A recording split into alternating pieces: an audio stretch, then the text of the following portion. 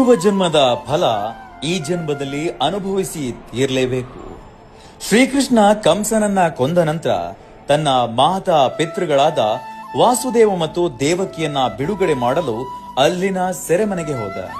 ತಾಯಿ ದೇವಕಿ ಉತ್ಸಾಹದಿಂದ ಕೇಳಿದ್ಲು, ಮಗು, ನೀನೇ ದೇವರು ಮತ್ತು ನಿನಗೆ ದೈವಿಕ ಶಕ್ತಿಗಳಿವೆ. ಹಾಗಾದ್ರೆ ಕಂಸನನ್ನ ಕೊಂದು ನಮ್ಮನ್ನ ಬಿಡುಗಡೆ ಮಾಡಲು ನೀನು 14 ವರ್ಷ ಏಕೆ ಕಾಯ್ತಾ ಇದ್ದೆ ಅಂತ. ಆಗ ಶ್ರೀಕೃಷ್ಣ ಉತ್ತರಿಸಿದ, ದೇವಸ್ವರೂಪಿ ತಾಯಿಯೇ, ನನ್ನನ್ನ ಕ್ಷಮಿಸಿ. ಆದ್ರೆ ಕಳೆದ ಜನ್ಮದಲ್ಲಿ 14 ವರ್ಷಗಳ ಕಾಲ ನೀನು ನನ್ನನ್ನ ಕಾಡಿಗೆ ಏಕೆ ಕಳುಹಿಸಿದ? ದೇವಕಿಯು ಆಶ್ಚರ್ಯಚಕಿತಳಾಗಿ, ಕೃಷ್ಣ, ಇದು ಹೇಗೆ ಸಾಧ್ಯ?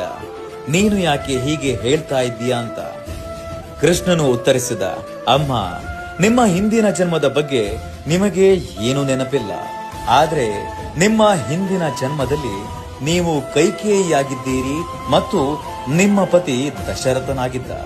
ದೇವಕಿಯು ಆಶ್ಚರ್ಯಚಕಿತಳಾದ್ಲು ಮತ್ತು ಕುತೂಹಲದಿಂದ ಕೇಳಿದ್ದು, ಹಾಗಾದ್ರೆ ಈಗ ಕೌಸಲ್ಯ ಯಾರು ಅಂತ.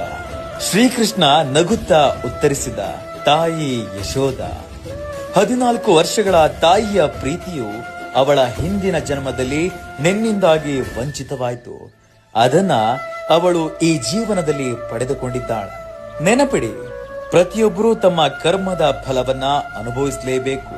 ದೇವತೆಗಳು ಕೂಡ ಇದರಿಂದ ತಪ್ಪಿಸಿಕೊಳ್ಳಲು ಸಾಧ್ಯವಿಲ್ಲ. ಇನ್ನು ನೀವು ಯಾವ ಕರ್ಮವನ್ನ ಸಂಪಾದಿಸಬೇಕು ಎಂಬುದರ ಮೇಲೆ ಕಣ್ಣಿಡಿ.